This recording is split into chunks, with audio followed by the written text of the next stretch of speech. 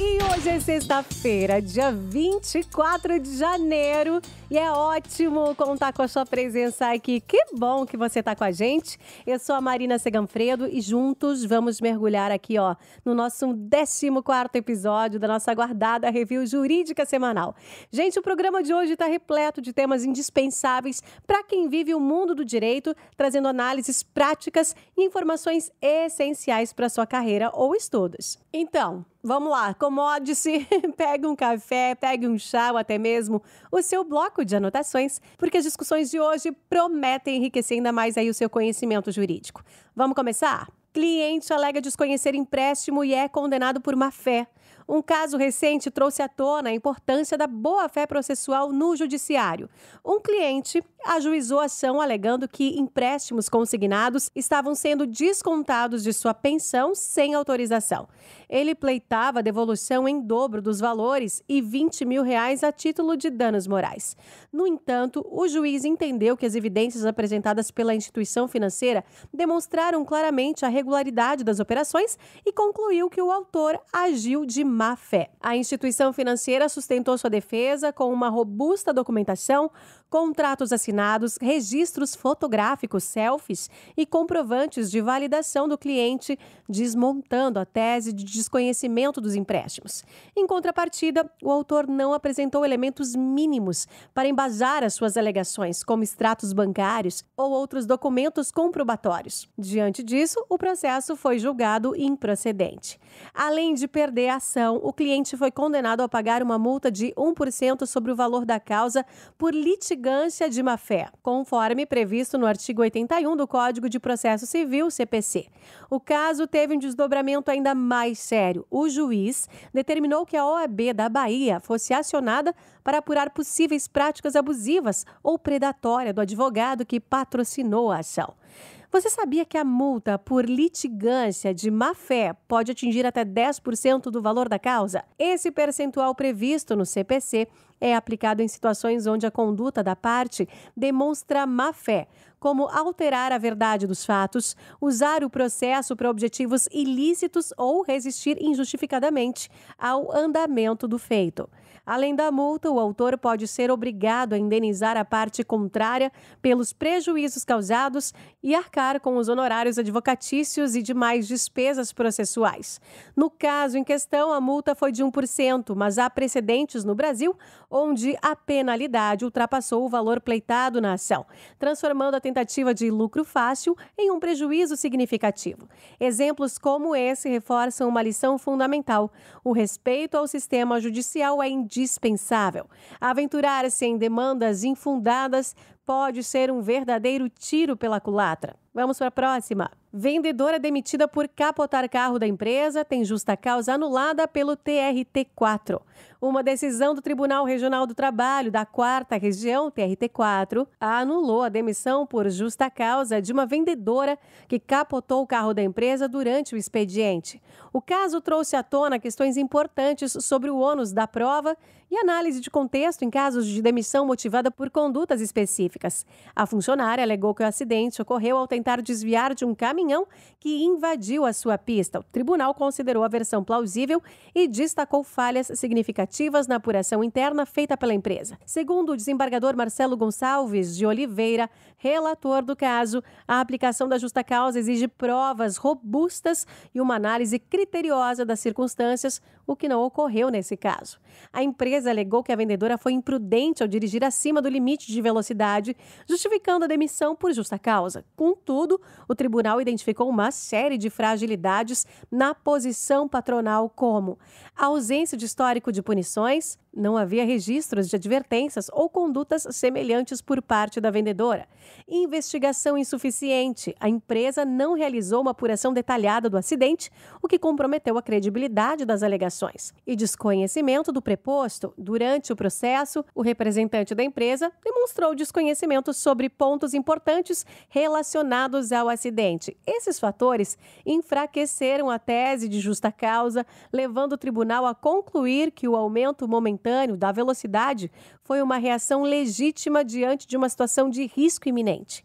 Casos de justa causa que envolvem situações complexas, como acidentes de trânsito, atrasos ou discussões no ambiente de trabalho, frequentemente exigem uma análise mais aprofundada. Em situações que dependem de contexto, os tribunais costumam aplicar o princípio do indúbio pro operário, beneficiando o trabalhador diante da ausência de provas suficientes. Além disso, a decisão como essa percebe-se uma inspiração em conceitos do direito penal, como as causas excludentes de culpabilidade. No caso específico, o aumento da velocidade para evitar o acidente foi considerado uma forma de legítima defesa de integridade física, eximindo a funcionária de culpa pelo capotamento, que foi uma consequência indireta da tentativa de evitar um perigo maior. Consignado em debate, exclusividade suspensa e INSS sob pressão. A Justiça Federal suspendeu a regra do INSS, que dava exclusividade à Crefisa e ao Banco Mercantil para oferecer crédito consignado nos primeiros 90 dias após a concessão da aposentadoria. Segundo o desembargador Flávio Jardim, a norma criava um monopólio velado, prejudicando a livre concorrência e limitando a escolha dos aposentados. Embora a regra buscasse proteger contra o assédio bancário, acabou permitindo ofertas de crédito de forma precoce, desvirtuando seu objetivo inicial. A Associação Brasileira de Bancos criticou a exclusividade, apontando que aumentava juros e restringia a concorrência. Apesar da defesa do presidente do INSS, Alessandro Stefanotto, sobre a portabilidade como solução, o tribunal considerou o argumento insuficiente e manteve a suspensão. A decisão foi vista como uma forma de promover concorrência, reduzir juros abusivos e proteger os aposentados de decisões financeiras precipitadas, reforçando os princípios de defesa do consumidor e livre concorrência. Quem nos ajudou a entender mais sobre o assunto foi o advogado e professor Paulo Eduardo Cunha, que já reúne mais de 9 mil seguidores no seu Instagram, @pensecomojuiz. Doutor Paulo, conta um pouquinho mais para a gente sobre a sua análise sobre essa situação.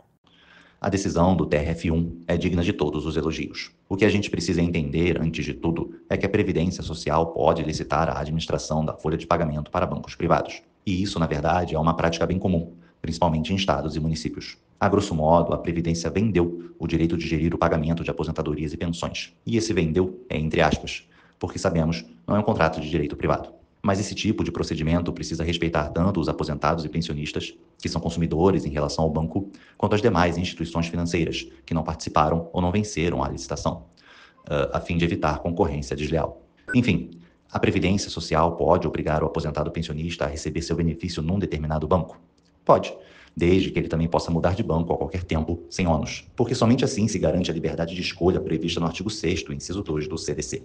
Agora, pode a Previdência obrigar o aposentado pensionista a contratar empréstimo consignado com um determinado banco nos primeiros 90 dias? Não, porque isso fere a liberdade de escolha.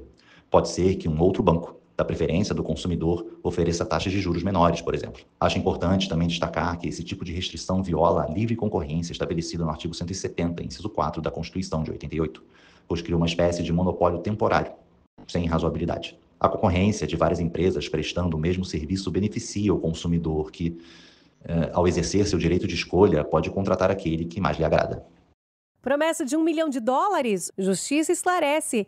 Tom Josco não gera obrigação jurídica. O influenciador Pablo Marçal foi absolvido na obrigação de pagar $1 milhão a um bacharel em direito que identificou 9 processos judiciais contra ele. A decisão da juíza Juliana Brizer Colian reconheceu que a promessa foi feita em tom josco, sem a seriedade necessária para se configurar como um compromisso jurídico. O autor da ação alegou que a promessa foi feita publicamente, mas a defesa do influenciador argumentou que se tratava de uma brincadeira e que a oferta havia sido posteriormente revogada. Na sentença, a juíza destacou que para que uma promessa de recompensa seja válida, é preciso atender aos requisitos do artigo 854 do Código Civil. A promessa deve ser pública, séria e juridicamente possível. No caso, ficou evidente que a declaração não possuía o grau de seriedade necessário para gerar uma obrigação. Além de perder a ação, o bacharel foi condenado ao pagamento das custas processuais e honorários advocatícios. Curiosamente, Marçal enfrenta outro processo semelhante, onde é cobrado em 51 milhões de reais, reforçando como promessas feitas na internet podem gerar repercussões jurídicas imprevisíveis. No Brasil, uma promessa de recompensa só tem validade se atender a requisitos legais. Ela deve ser pública, feita com real intenção de cumprimento e juridicamente possível. Declarações feitas em tom de piada, exagero ou provocação, ainda que publicamente, não configuram obrigação, pois carecem do elemento de seriedade exigido pelo Código Civil. Nesse caso, também nos lembra que, enquanto no direito romano, antigas promessas públicas, como a stipulatio, obrigavam o promitente a cumprir o compromisso independentemente do tom, o direito moderno se preocupa com a intenção real do declarante. Assim, promessas jocosas acabam sendo apenas uma fonte de entretenimento para os tribunais, sem gerar vínculos jurídicos. E aí, quem mais quer tentar processar o Marçal? Geolocalização não é relógio de ponto, decide TRT4. A 4ª turma do Tribunal Regional do Trabalho da 4ª Região, o TRT4, decidiu que o uso de dados de geolocalização para comprovar a jornada de trabalho configura invasão de privacidade e não é uma prática válida.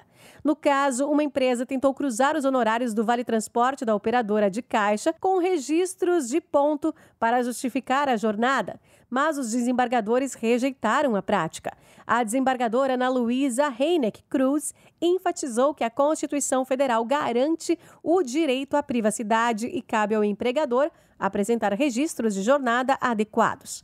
Além disso, o banco de horas da empresa foi considerado inválido devido à ausência de controles claros e contra-cheques detalhados, o que levou à condenação ao pagamento de horas extras à empregada, incluindo todos os reflexos legais. Para que um banco de horas seja válido e evite passivos trabalhistas, ele precisa ser instituído formalmente por meio de acordo coletivo ou individual, dependendo do prazo de compensação. Para prazos de até 6 meses, basta o acordo individual. Acima disso, é obrigatório o acordo coletivo. É essencial respeitar o limite de 2 horas extras diárias e garantir que a compensação ocorra no período estipulado. Caso contrário, as horas extras devem ser pagas como um adicional legal. A transparência também é fundamental. Contra-cheques e registros de ponto devem discriminar claramente as horas extras realizadas, compensadas e o saldo do banco de horas. Além disso, é necessário observar as normas previstas em convenções ou acordos coletivos que podem estabelecer regras adicionais.